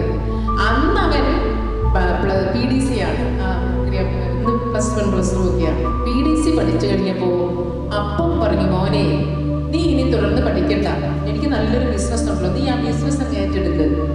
അപ്പോൾ അവൻ വിചാരിച്ചു, ശരിയാണല്ലോ, അപ്പൻ്റെ ബിസിനസ് ഏറ്റെടുക്കാൻ ഞാനേ ഉള്ളൂ. അവൻ പഠനമെല്ലാം നിർത്തി അപ്പൻ്റെ ബിസിനസ് ഏറ്റെടുത്ത് അവൻ അങ്ങനെ ജോലി ചെയ്യുകയാണ്. അങ്ങനെ കാലഘട്ടം അങ്ങനെ പോയിക്കൊണ്ടേയിരുന്നു. കുറച്ച് കാലം കഴിഞ്ഞ് അവനൊരു 18 വയസ്സൊക്കെ ആയപ്പോൾ ബിസിനസ്സിലേക്ക് അവൻ കയറിയതാണ്. നന്നായിട്ട് അടിക്കടി ബിസിനസ് കയറി വരികയാണ്. ഒരു 23-ാമത്തെ വയസ്സെത്തിയപ്പോഴേക്കും ഓർക്കാൻ പറഞ്ഞ ബിസിനസ് പൊളിഞ്ഞുപോയി. അന്ന് ഒരു 20 ഞാൻ പറഞ്ഞില്ല, അത്രയും വർഷങ്ങൾക്ക് മുൻപാണെന്ന്. അന്ന് അവന് 13 ലക്ഷം രൂപ കടബാധ്യതയായി. പെട്ടെന്ന് ബിസിനസ് മേഖല എങ്ങനെയാണ് ഉയരുകയും താഴുകയൊക്കെ ചെയ്യുക. അതിന് തൻ്റെ ഉള്ളവരല്ലേ അതിന് പോകുകയുള്ളൂ. അവൻ ഇത്രയും 13 ലക്ഷം രൂപ കടമായപ്പോൾ അവൻ തകർന്നു പോയി. എന്നിട്ട് ഇവൻ പ്രാർത്ഥനയും കാര്യങ്ങളൊക്കെ മുടക്കിയത് കണ്ടപ്പോൾ വികാരേശൻ ഇവന്റെ ബിസിനസ് പൊട്ടിയെന്ന് അറിഞ്ഞുകൊണ്ട് അവനോട് പറയും, മോനെ നീ എന്നാ പോയി ഒരു ധ്യാനം കൂടി, നിന്റെ മനസ്സ് ഭയങ്കരമായിട്ട് തകർന്നിരിക്കുമല്ലേ, കർത്താവിന്റെ വചനം വരുമ്പോൾ നിനക്ക് ശക്തി കിട്ടും. മനുഷ്യർ പറയുന്നതൊക്കെയല്ലേ നിന്നെ വളരെയേറെ ഭാരപ്പെടുത്തിയത്, മനുഷ്യന്റെ വചനമല്ലോ നമുക്ക് സൗഖ്യം തരുന്നത്, നീ എന്ന് പോയിരിക്കണം, നീ ഒരാഴ്ച ബിസിനസ് ക്ലോസ് ചെയ്യേ. അങ്ങനെ ഇവനെ ഒത്തിരി തള്ളിവിട്ടതാണ്. എന്നിട്ട് അവൻ എന്നോട് പറയുന്നത് ഇതാണ്, ഞാൻ പഠിക്കാതെ പഠനം മാറ്റിവെച്ച അപ്പൻ്റെ ബിസിനസ്സിന് ഞാൻ ഇറങ്ങിയതാ സിസ്റ്ററി. ഞാനൊരു കള്ളത്തരം കാണിച്ചില്ല, നുണ പറയാനില്ല, ഞാൻ പെണ്ണ് പിടിക്കാൻ പോയിട്ടില്ല, കള്ളു കുടിക്കാൻ പോയിട്ടില്ല, ഒന്നിനും ഞാൻ പോയിട്ടില്ല. മാന്യമര്യാദയോടുകൂടി പള്ളിയിലൊക്കെ പോയി പ്രാർത്ഥിച്ചിട്ട് ഒരു സാധാരണ ചെറുപ്പക്കാരൻ ഈ 13 ലക്ഷം രൂപ കടബാധ്യത ഏത് കാലഘട്ടങ്ങളിൽ ഞാൻ തീർക്കും സിസ്റ്ററെ? ഈ ദൈവം, ഇത്ര ഭയങ്കരനായ ദൈവം ഇതിനെ ഇപ്പോൾ സ്നേഹിക്കണമെന്ന് പറഞ്ഞാൽ എനിക്ക് കുറച്ച് ബുദ്ധിമുട്ടുണ്ട്. അപ്പം ഞാൻ ചോദിച്ചു, നീ പിന്നെ എന്തിനാ വന്നത് ധ്യാനത്തിന്? അത് വികാരിച്ച് അച്ഛൻ്റെ മുഖത്ത് നോക്കി നോ പറയാൻ ഇഷ്ടമില്ല, എങ്ങനെയും ഇതൊന്ന് 5 ദിവസം കഴിഞ്ഞിട്ട് തിരിച്ചു പോയേച്ചാൽ മതി, ഇതാണ് ഇവൻ വന്നിരിക്കുന്നതിൻ്റെ കാരണം. അപ്പം എനിക്ക് മനസ്സിലായി, ഇവനോട് നമ്മളൊരു ഉപദോഷവും പ്രദോഷവും ഒന്നും പറഞ്ഞിട്ടൊന്നും ഒരു കാര്യമില്ല. അവൻ അത്രമാത്രം തകർന്നിരിക്കുന്നവനാണ്. ഇവനോട് ഇങ്ങനത്തെ കാര്യം പറഞ്ഞിട്ട് ഒരു കാര്യവുമില്ല. അവൻ യേശുവേ ഒരു വചനം അവൻ്റെ മനസ്സിൽ, അത്രയും ദിവസത്തെ വചനം ഒന്നും അവൻ്റെ മനസ്സിൽ കയറിയിട്ടേയില്ല. ഞാൻ വിചാരിച്ചു, എൻ്റെ കർത്താവേ, നീ ഇപ്പോൾ ഇവരെ തൊട്ടില്ലെങ്കിൽ ഇവരെ എന്നേക്കുമായി നഷ്ടപ്പെടും. കാരണം അത്ര മനുഷ്യ ദൃഷ്ടിയിൽ എല്ലാ വാതിലുകളും അടയ്ക്കപ്പെട്ട ഒരു നിമിഷമാണ്. പക്ഷെ നമുക്കറിയാം ദൈവത്തിന്റെ വാതിലുകൾ എവിടെയാണ് തുറക്കുന്നത്, നമുക്കറിയാം. പക്ഷെ അവരറിയത്തില്ലേ. ഞാൻ പറയാം, എൻ്റെ കർത്താവേ, നീ എന്തെങ്കിലും ഇവരോടൊന്ന് പറയാതെ ഇവരെ വിടരുതേ എന്ന് പറഞ്ഞ് ഇവന് വേണ്ടി ഞാൻ സമർപ്പിച്ച് പ്രാർത്ഥിക്കുകയാണ്. കൊച്ചെ, എനിക്ക് നിന്നോട് ഒന്നും പറയാനില്ല, പക്ഷെ തമ്പുരാൻ എന്തെങ്കിലും പറയുന്നുണ്ടെങ്കിൽ നിന്നോട് പറയാം എന്ന് പറഞ്ഞ് ഞാൻ കണ്ണടച്ച് പ്രാർത്ഥിക്കുമ്പോൾ പരിശുദ്ധാത്മാവായ ദൈവം എനിക്കൊരു കാര്യം കാണിച്ചു തരികയാണ്. വളരെ ദൂരെ അങ്ങ് ജയിലിൽ കിടക്കുന്ന ഒരു സഹോദരൻ, ജയിലിൽ. ഞാൻ ഇതിങ്ങടെ പറയുന്നുണ്ടെങ്കിൽ എനിക്കൊരു അടിയങ്ങളും കിട്ടും അവന്. ഞാൻ ചുമ്മാ ചോദിച്ചു, മോനെ, നിനക്ക് പരിചയമുള്ള എല്ലാവരും ജയിലിൽ കിടക്കുന്നുണ്ടോ? അങ്ങനെയൊക്കെ ചോദിക്കാൻ പറ്റുള്ളൂ. എനിക്ക് പരിചയമുള്ള ഒരാളും ജയിലിലില്ല സിസ്റ്ററെ. നീ പണ്ടെപ്പോഴും ജയിൽ മിനിസ്ട്രിക്ക് പോയിട്ടുണ്ടോ? അതും അവൻ പോയിട്ടില്ല. പിന്നെ എന്താ ഈ ജയില്? പരിശുദ്ധാത്മാവ് ഈ ജയില് മാറ്റുന്നേയില്ല. കുറെ സമയങ്ങൾ കഴിഞ്ഞ് ഞാനിങ്ങനെ സ്തുതിച്ച് പ്രാർത്ഥിച്ചു, കർത്താവേ, ഞാൻ ചോദിച്ചത് തന്നെ പൊട്ടിപ്പോയി. അല്ലെങ്കിൽ തന്നെ അവൻ പൊട്ടിപ്പോയായിരിക്കുന്നത്. ഇനി ഇവരെ എങ്ങനെയാണ് ഉയർത്തിയെടുക്കുക? പെട്ടെന്ന് കർത്താവ് എനിക്കൊരു വചനം തന്നു. ഹോസിയ 11:7 വായിച്ചേ. ഹോസിയ പ്രവാചകന്റെ പുസ്തകം 11:7 വായിച്ചേ. ബൈബിളിലൊരു പെട്ടെന്ന് സ്പീഡിൽ നിർത്തി. ഹോസിയ 11:7. ഹോസിയ, എന്റെ ജനം എന്നെ വിട്ടകലാൻ തിടുക്കം കാണിക്കുന്നു, അതുകൊണ്ട് അവർക്കൊരു ദുഃഖം വെച്ചിരിക്കുകയാണ്, ഒരിക്കലും അത് അവരിൽ നിന്ന് എടുക്കപ്പെടുകയില്ല എന്ന്. അപ്പൊ എനിക്ക് പിടുത്തം കിട്ടി, എന്താണ് ഈ ജയില്? ജയിലിന്റെ അർത്ഥം എനിക്ക് മനസ്സിലായി. ഞാൻ പറഞ്ഞു, മോനെ, ഞാൻ കാണുന്നത് വളരെ ദൂരെ ജയിലിൽ കിടക്കുന്ന ഒരാളാണ്. നീ അതൊന്നും ഓർക്കുന്നില്ല. പക്ഷേ പരിശുദ്ധാത്മാവായ ദൈവം പറയുന്നത് ഇതാണ്: നീ ഈ 23-ാമത്തെ വയസ്സിൽ ഇത്രയും 10-13 ലക്ഷം രൂപയുടെ ഉടമസ്ഥനായി നീ മാറി. നിന്റെ ബിസിനസ് അടിക്കടി വളർന്നുകൊണ്ടിരിക്കുകയാണ്. ചിലപ്പോൾ നീ ഇങ്ങനെ ഇതേ രീതിയിൽ വളർന്നു പോയിട്ടുണ്ട് എങ്കിൽ നിനക്ക് വേണമെങ്കിൽ ഒരു അഹങ്കാരിയായി തീരത്തില്ലേ മോനെ? നീ ദൈവത്തെ മറക്കാൻ ഇടവരില്ലേ? ഒരു പക്ഷേ നിന്റെ ജീവിതം ചെന്ന് തീർന്നത് തന്നെ ഒരു ജയിലിലാണോ എന്ന് എങ്ങനെ അറിഞ്ഞു? അതുകൊണ്ട് ദൈവം നിനക്ക് ഒരു മുഖം വെച്ചിരിക്കുകയാണ്. എന്റെ ജനം എന്നെ വിട്ടകലാൻ തിടുക്കം കാണിക്കുന്നു, അതുകൊണ്ട് ഞാൻ അവർക്കൊരു മുഖം വെച്ചിരിക്കുകയാണ്, അതൊരിക്കലും അവരിൽ നിന്ന് എടുക്കപ്പെടുകയില്ല. അതുകൊണ്ട് പൊന്നുമോനെ, ഇത് പരാജയമല്ല. നിന്നെ ഇത്രമാത്രം ഉയർത്തിയതും വളർത്തിയതും ദൈവമാണെന്ന് അറിയാൻ വേണ്ടി അവിടുന്ന് തൽക്കാലത്തേക്ക് മുഖം വെച്ചതേ ഉള്ളൂ. അത് അവിടുന്ന് എടുത്തു മാറ്റിക്കൊള്ളും മോനെ, നീ വിഷമിക്കേണ്ട കാര്യമില്ല എന്ന് ഞാൻ അവനോട് പറഞ്ഞു. അവൻ ദൈവത്തിന്റെ ഒരു പൈതലായിരുന്നത് കൊണ്ട് എന്തോ അവന് കിട്ടിയ വിശ്വാസത്തിന്റെ ആ കുഞ്ഞു കണി അവന്റെ ഉള്ളിൽ പൊങ്ങി വന്നിട്ട് അവൻ എന്നോട് പറയുക, സത്യമാണ് സിസ്റ്ററെ, ഈ ദിവസങ്ങളിലേക്ക് എനിക്ക് തോന്നിയായിരുന്നു, ഞാൻ വലിയൊരു ബിസിനസ്സുകാരനാണ്, എനിക്കിഷ്ടം പോലെ പണമുണ്ടായി, എനിക്ക് ബിസിനസ് ചെയ്യാനറിയാം, ഞാൻ മറ്റുള്ളവരെ പോലെ ഒന്നും അല്ല. അവന്റെ ഉള്ളങ്ങോട്ട് പൊങ്ങി വരാൻ തുടങ്ങിയിരുന്ന ഒരു കാലഘട്ടമായിരുന്നു അത്. അവനൊന്ന് തിരിച്ചറിഞ്ഞു. എന്നിട്ട് അവൻ പറയുക, സത്യമാണ് സിസ്റ്ററെ, ഇങ്ങനെ ഞാൻ പോയിട്ടുണ്ടെങ്കിൽ കൂട്ടുകെട്ടുകളും തെറ്റായ ബന്ധങ്ങളും ഒക്കെ ആരംഭിച്ച് ഒരുപക്ഷെ വളരെ നാളുകൾക്ക് ശേഷം എന്റെ ജീവിതം എന്നെത്തുന്നത് ഒരു ജയിലിലാകാൻ സാധ്യതയുണ്ട് എന്ന് പരിശുദ്ധാത്മാവായ ദൈവം. പ്രപഞ്ചം പുലരിക്ക് മുൻപേ ജലത്തിന് മുകളിൽ നീന്തിത്തുടിച്ച പരിശുദ്ധാത്മാവ്. ഉൽപ്പത്തി 1:1.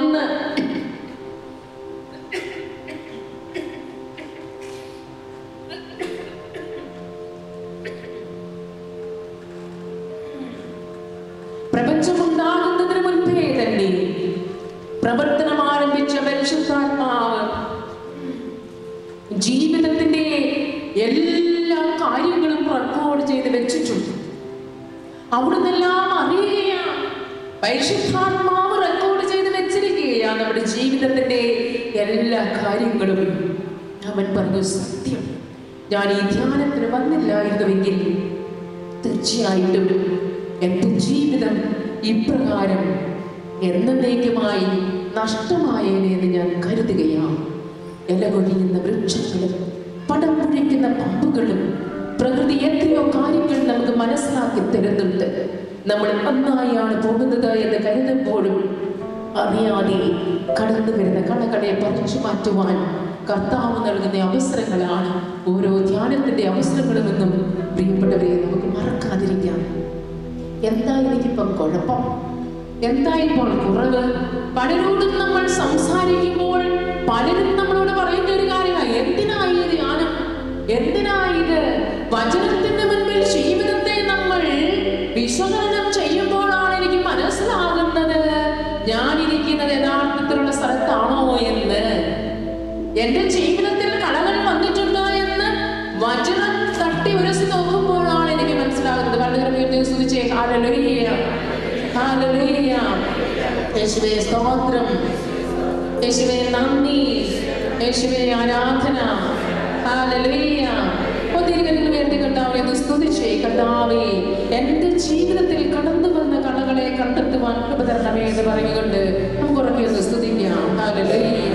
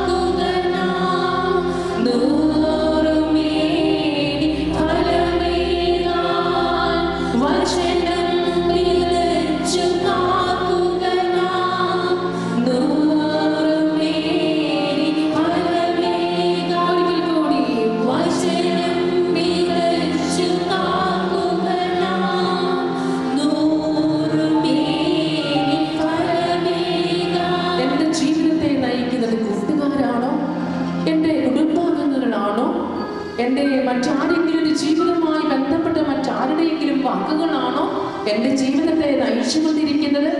തെറ്റായ നിർദ്ദേശങ്ങള്, ഉപദേശങ്ങള് ഒക്കെ സ്വീകരിച്ചതിന്റെ പേരിൽ എൻ്റെ ജീവിതത്തിൽ ഫലം പുറപ്പെടുവിക്കാതെ പോയിട്ടുണ്ടോ? അതോ കർത്താവിന്റെ വചനമാണോ എൻ്റെ ജീവിതത്തിന്റെ സ്റ്റാൻഡേർഡ്? അതോ ലോകത്തിന്റെ സ്റ്റാൻഡേർഡാണോ? കൂട്ടുകാരുടെ സ്റ്റാൻഡേർഡാണോ?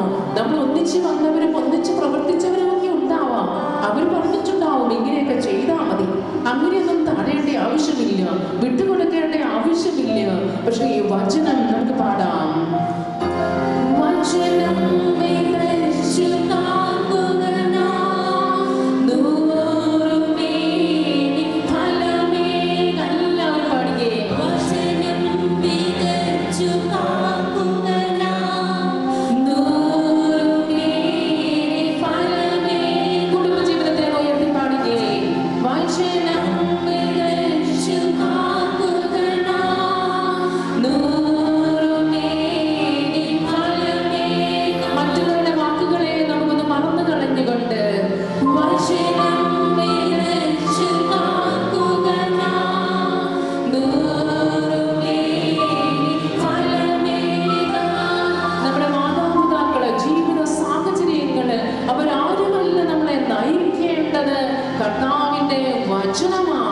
കർത്താവിന്റെ വചനം നമ്മൾ സൂക്ഷിക്കുമ്പോഴാണ് ജീവിതത്തിൽ കടന്നു വന്ന കടകളെ കണ്ടെത്തി നല്ല പൈതലായി തീരുവാൻ നമുക്ക് സാധിക്കുക.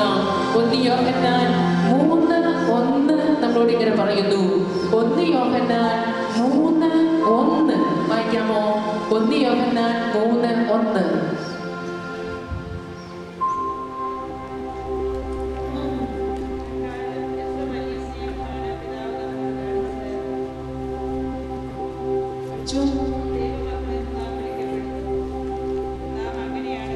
എല്ലാവരും ഒന്ന് പറഞ്ഞേ, കണ്ടാലും എത്ര വലിയ സ്നേഹമാണ് പിതാവ് നമ്മളോട് കാണിക്കുന്നത്. ദൈവമക്കളെന്ന് വിളിക്കപ്പെടുന്നു, നാം അങ്ങനെയാണ് താനും. അങ്ങനെയാണോ? കണ്ടാലും എത്ര വലിയ സ്നേഹമാണ് പിതാവ് നമ്മളോട് കാണിച്ചത്. എന്താണ് ആ സ്നേഹം? ദൈവമക്കളെന്ന് നാം വിളിക്കപ്പെടുന്നു. നാം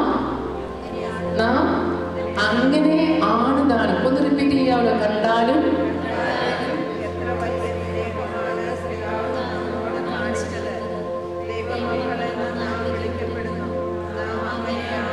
ഒരിക്കൽ കൂടി, കണ്ടാലും എത്ര വലിയ സ്നേഹമാണ് പിതാവ് നമ്മളോട് കാണിച്ചിരിക്കുന്നത്.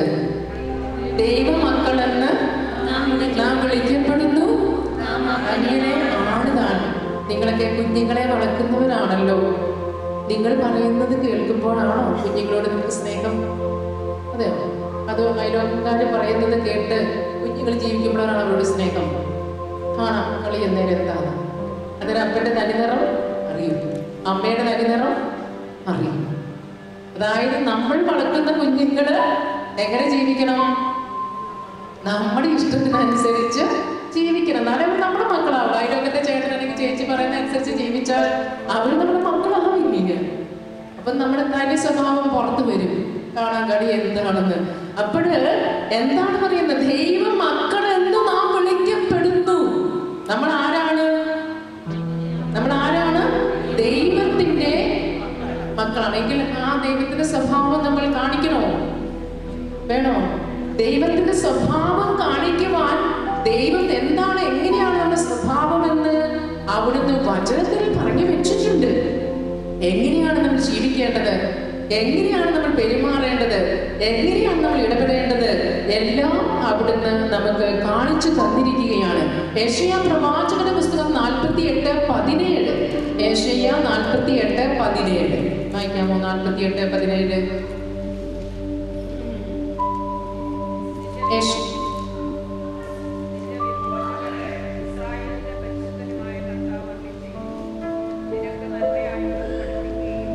നിനക്ക് നന്മയായിട്ടുള്ളത് പഠിപ്പിക്കുകയും നീ പോകേണ്ട വഴിയിലൂടെ നിന്നെ നയിക്കുകയും ചെയ്യുന്ന നിന്റെ ദൈവമായ കർത്താവ് ഞാനാണ്. അങ്ങോട്ടും ഇങ്ങോട്ടും നോക്കിയെന്ന് പറയാമോ? നിനക്ക് നന്മയായിട്ടുള്ളത് പഠിപ്പിക്കുകയും നീ പോകേണ്ട വഴി പറഞ്ഞു തരികയും ചെയ്യുന്ന ദൈവമായ കർത്താവ് അടുത്തിരിക്കുന്നതാണെന്ന് പറയാമോ? അടുത്ത കാര്യമായി സിസ്റ്റർ. നീ പോകേണ്ട വഴി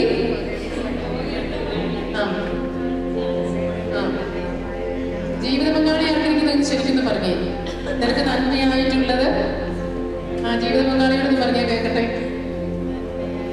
നന്മയായിട്ടുള്ളത് പഠിപ്പിച്ചു തരികയും ചെയ്യുന്നത് ഞാനാണ്. ആരാണ്? ഞാൻ. കാരണം ഞാനാണ് ആദ്യം അമേരിക്കയിൽ വന്നത്. അതുകൊണ്ട് ഞാൻ പറയുന്നതെല്ലാം നിങ്ങൾ കേട്ടാൽ മതി. നിങ്ങളുടെ കാര്യമില്ല. നിങ്ങളെ ഞാൻ ആദ്യം കാണുന്നത് ഇവിടെ ഉള്ളവരുടെ കാര്യമല്ല. വേറെ അമേരിക്ക ഇനിയുണ്ടോ? കുറെ സ്റ്റേറ്റുകളിൽ അവിടെ ഉള്ളവരുടെ കാര്യം. അണ്ടിയാണോ മൂത്തത്? വചനം ഫലം പുറപ്പെടുവിക്കില്ല കേട്ടോ. ഒരു നാൾ നമ്മൾ നിന്ദിതരുടെ തീരങ്ങളിൽ കണക്കുമായിട്ട് പോയി നിൽക്കണം. ഒരു രക്ഷയിലും പോകാതെ നിൽക്കേണ്ടവരാണ് നമ്മള്. നമ്മളുടെ ഞാൻ ഓർക്കാൻ, ഞങ്ങളുടെ വീട്ടിൽ ഞങ്ങൾ 9 മക്കളാണ്. ചാച്ചൻ മരിച്ചു. ഞങ്ങൾക്ക് ഹോസ്റ്റലിൽ നിന്നൊക്കെ പഠിച്ചിട്ട് വീട്ടിൽ ചെല്ലുമ്പോൾ അമ്മ ഞങ്ങൾക്ക് പറഞ്ഞു തരുന്നൊരു കാര്യം ഞാൻ ഇന്നും ഓർക്കുകയാണ്. നിങ്ങൾ ഹോസ്റ്റലിലൊക്കെ നിന്ന് ഹോസ്റ്റൽ സ്റ്റൈലൊക്കെ നിങ്ങൾക്ക് ചിലപ്പോൾ കിട്ടിയിട്ടുണ്ടാവും. പക്ഷേ വീട്ടിലേക്ക് അവധിക്ക് വരുമ്പോഴേ അതൊക്കെ ആ വഴി വരെ കൊണ്ടുവന്നാൽ മതി. വീട്ടിലേക്ക് വരുമ്പോൾ ആരാണ് വീടിൻ്റെ നാഥൻ? ആരാണ്? അപ്പച്ചൻ. ചാച്ചൻ പറയുന്ന അനുസരിച്ച് ജീവിച്ചാൽ മതി. അവിടുത്തെ ഒരു സ്റ്റൈലും എങ്ങോട്ട് കയറ്റണ്ട, എങ്ങോട്ട് വീട്ടിലേക്ക് കയറ്റണ്ട. ഇന്ന് ഞാൻ ഓർക്കും, കുടുംബ ജീവിതത്തിൽ നമ്മുടെ സ്റ്റൈലുകളൊന്നും നമുക്ക് അപ്ലൈ ചെയ്യാൻ പറ്റില്ല. ഏത് സ്റ്റൈല് മതി? എന്തിന്റെ സ്റ്റൈലായിരിക്കണം? വചനം എങ്ങനെയാണ് എന്ന്. മറ്റു സ്റ്റൈലുകളെല്ലാം എങ്ങോട്ട് നയിക്കും? കളകൾ കയറി വരും. എൻ്റെ മുന്തിരിത്തോട്ടം ഫലം പുറപ്പെടുവിക്കാതെ കിടക്കുകയാണോ എന്ന് പ്രിയപ്പെട്ടവരെ നമ്മളൊന്ന് ഓർക്കേണ്ടതുണ്ട്. ഞാൻ ഇന്നും ഓർക്കുകയാണ്, ജർമ്മനിയിൽ ഞങ്ങൾ 96 ധ്യാനിപ്പിക്കുമ്പോൾ അവിടെ ധ്യാനത്തിന് വന്നിരിക്കുന്ന ഒരു സ്ത്രീ മലയാളികൾക്കുള്ള ധ്യാനമാണ്. അവിടെ വന്നിരിക്കുന്ന ഒരു സ്ത്രീ മാത്രം മീൻസ് എല്ലാവരും I am not judging but അത് കണ്ടൊരു കാര്യമാണ്. വളരെ സിമ്പിളായി കേരളത്തിന്റെ തനി രീതിയിൽ ഡ്രസ്സൊക്കെ ധരിച്ച് സാധാരണ സാരിയൊക്കെ ചുറ്റി വലിയ വലിയ ആഡംബരങ്ങളോ ഒത്തിരി വലിയ അടയാഭരണങ്ങളോ ഒന്നും ഇല്ലാതെ ഒരു സിമ്പിളായ ഒരു സ്ത്രീ ഇരിക്കുന്നത് ഞാൻ കണ്ടു. ഞാൻ ക്ലാസ്സിൽ ഇങ്ങനെ നോട്ട് ചെയ്തതാണ്. അതിനിടയ്ക്ക് സംസാരിച്ചപ്പോൾ ഞാൻ ചോദിച്ചു, ഈ ജർമ്മനിയിൽ വന്നിട്ട് ഇത്രയും വർഷമായില്ലേ, എന്നിട്ട് എന്താ ഈ ജർമ്മൻ സ്റ്റൈലൊന്നും അഡോപ്റ്റ് ചെയ്തില്ലേ, സ്വീകരിച്ചിട്ടില്ലല്ലോ, എന്ത് പറ്റി, എന്താ ഇങ്ങനെ സിമ്പിളായിട്ട് ജീവിക്കുന്നത്? ഉടനെ ആ സ്ത്രീ എന്നോട് പറഞ്ഞൊരു കാര്യമുണ്ട്. ഞാൻ ഓർക്കുക, എന്താ ആ സ്ത്രീയെ വലിയൊരു ഹോസ്പിറ്റലിന്റെ അഡ്മിനിസ്ട്രേറ്റർ ആണ്. 300 ബെഡുള്ള ഒരു ഹോസ്പിറ്റലിന്റെ അഡ്മിനിസ്ട്രേറ്റർ ആണ് ഈ സ്ത്രീ. എന്നിട്ട് എന്നോട് പറയുകയാണ്, സിസ്റ്ററെ, ഞാൻ കേരളത്തിൽ 5ാം ക്ലാസ് വരെ പഠിച്ചിട്ട് നിൽക്കുകയാണ്. വർഷങ്ങൾക്ക് മുൻപ്, അനേക വർഷങ്ങൾക്ക് മുൻപാണ്. 5ാം ക്ലാസ് വരെ പഠിച്ചു നിൽക്കുമ്പോൾ ഒരിക്കൽ ആരോ പറയുന്നത് കേട്ടു, ജർമ്മനിയിലേക്ക് ഇങ്ങനെ ആൾക്കാരെ കയറ്റി അയക്കുന്നു എന്ന്. അങ്ങനെ ആൾക്കാരെ കയറ്റി അയച്ച കൂട്ടത്തിൽ ഈ സ്ത്രീയും ജർമ്മനിയിൽ കയറി വന്ന് 2-3 മാസങ്ങൾ കൊണ്ട് കപ്പലിൽ കയറി ജർമ്മനിയിൽ വന്നു. അവിടെ വന്ന് ഈ പുള്ളിക്കാരത്തി നേഴ്സിംഗ് ഒക്കെ പഠിച്ച് ഇന്ന് വലിയൊരു നേഴ്സിംഗ് ഹോസ്പിറ്റലിന്റെ ഒരു ഹോസ്പിറ്റലിന്റെ വലിയൊരു അഡ്മിനിസ്ട്രേറ്ററായി മാറിയിരിക്കുകയാണ്. ആ സ്ത്രീകൾ പറഞ്ഞൊരു വാക്കുണ്ട്, സിസ്റ്ററെ, ആരും കാണാതെ കൊഴിഞ്ഞു പോകേണ്ട ഒരു കാട്ടുപുഷ്പമായിരുന്നു ഞാൻ. എന്റെ സ്വർഗീയപിതാവിനെ പൂജയ്ക്കായി എടുത്തു. ഈ ലോകത്തിന്റെ ആഡംബരങ്ങളൊന്നും എനിക്ക് വേണ്ട സിസ്റ്ററെ. 5ാം ക്ലാസ് പഠനവുമായി ഏതെങ്കിലും ഒരു കൂലിപ്പണിക്കാരന്റെ പെടലിൽ എന്നെ കല്യാണം കഴിച്ചു വിട്ട് ഇന്നും കൂലിപ്പണിയായിട്ട് ജീവിക്കേണ്ട ഒരു ജീവിതമായിരുന്നു എന്റേത്. എന്റെ ദൈവം എന്നെ പൂജയ്ക്കായി എടുത്തു. എന്റെ ദൈവം എന്നെ ഉയർത്തി. എന്റെ ദൈവം തന്നെ അവസരമായത്. എനിക്ക് ഇവിടുത്തെ യാതൊരുവിധ പ്രൗഢിയും യാതൊരുവിധ ആഡംബരങ്ങളും എനിക്ക് ആവശ്യമില്ല. കാരണം എന്നെ വളർത്തിയവനും ഉയർത്തിയവനും ആരാണെന്ന് എനിക്ക് നന്നായി അറിയാം. എന്റെ കണ്ണ് നിറഞ്ഞുപോയി. പ്രിയപ്പെട്ടവരെ, സാഹചര്യങ്ങൾക്ക് മുൻപിൽ ആടിയുലയുന്ന ഒരു ജീവിതമാണോ ഇത്? പിയർ ഗ്രൂപ്പ് സംസ്കാരമാണോ എന്നെ നയിക്കുന്നത്? കൂട്ടുകാരും സ്നേഹിതരും ഒക്കെയാണോ എന്റെ ജീവിതത്തിന്റെ മാനദണ്ഡം? ഉലഞ്ഞുപോയ ജീവിതത്തിലേക്ക് പരിശുദ്ധാത്മാവിനെ അയക്കണമേ. നിറസ്നേഹമായി കടന്നു വരണമേ. ഒരിക്കൽ കൂടി പെയ്തിറങ്ങണമേ. ആത്മാവെ തട്ടിയുണർത്തണമേ. പരിശുദ്ധാത്മാവെ വന്നു നിറയണമേ. ഇതാണ് നമ്മൾ പ്രാർത്ഥിക്കേണ്ടത്. ഈ ദിവസങ്ങളിൽ പ്രാർത്ഥിക്കണം. ആത്മാവ് വറ്റിവരണ്ടു പോയ ജീവിതമാണെങ്കിൽ വീണ്ടും ഒരിക്കൽ കൂടി കേൾപ്പിക്കണമേ എന്നാണ് നമ്മൾ പ്രാർത്ഥിക്കേണ്ടത്. ഈ ധ്യാന നിമിഷങ്ങൾ ഒരു സമയം പോക്കലല്ല, ഇത് സമയം നഷ്ടപ്പെടുന്ന നിമിഷങ്ങളല്ല. ഇത് ജീവിതത്തെ വീണ്ടും കുളിർമഴയായി കടന്നു വന്ന് അവിടുന്ന് കിളിർപ്പിക്കുന്ന നിമിഷങ്ങളാണ്. ധ്യാനത്തിന്റെ അവസരങ്ങളെ ഓർത്തുകൊണ്ട് കർത്താവിന്റെ തിരുസന്നിധിയിലേക്ക് നമുക്ക് നമ്മുടെ ജീവിതങ്ങളെ ഉയർത്താം. യേശയ്യാ സങ്കീർത്തനം 27:10 പറയുന്നുണ്ട്, അപ്പനും അമ്മയും മറന്നാലും ഞാൻ നിന്നെ മറക്കില്ല. അപ്പനും അമ്മയ്ക്ക് മറക്കാൻ പറ്റും, ദൈവത്തിന് മറക്കാൻ പറ്റില്ല. 27:10 139 സങ്കീർത്തനം നമ്മളെ ഓർമ്മപ്പെടുത്തുന്നു.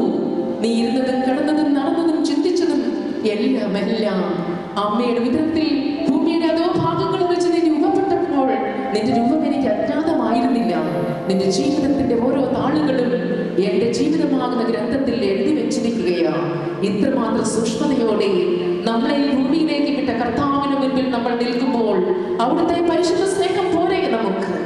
അവിടുത്തെ സ്നേഹത്തെ കുറിച്ചുള്ള ഓർമ്മയല്ലേ എന്നെ താകുന്നത്? അവിടുത്തെ സ്നേഹമല്ലേ എനിക്ക് ബലം തരുന്നത്? ഇതല്ലേ ധ്യാനത്തിൽ സംഭവിക്കേണ്ടത്? ഇതല്ലേ ധ്യാനം നമുക്ക് നൽകേണ്ടത്? അതെ, ഈ സൂര്യനേക്കാൾ വലിയ പ്രകാശത്തോടെ നമ്മൾ നിൽക്കുന്ന ആ ദൈവസ്നേഹം കാണുവാൻ ഞങ്ങളുടെ ഉൾക്കണ്ണുകളെ ഒന്ന് തുറക്കണമേ. ലോകത്തിന്റെ മായകളിൽ നിന്ന് ഞങ്ങളുടെ കണ്ണുകൾക്ക് നീ സൗഖ്യം തരണമേ. ലോകത്തിന്റെ വാക്കുകളിൽ നിന്ന് ഞങ്ങളുടെ കാതുകൾക്ക് നീ സൗഖ്യം തരണമേ എന്നാണ് നമ്മൾ പ്രാർത്ഥിക്കേണ്ടത്. നമുക്ക് എഴുന്നേറ്റ് നിൽക്കാം. പിതാവിന്റെയും പുത്രന്റെയും പരിശുദ്ധാത്മാവിന്റെയും നാമത്തിൽ ആമേൻ.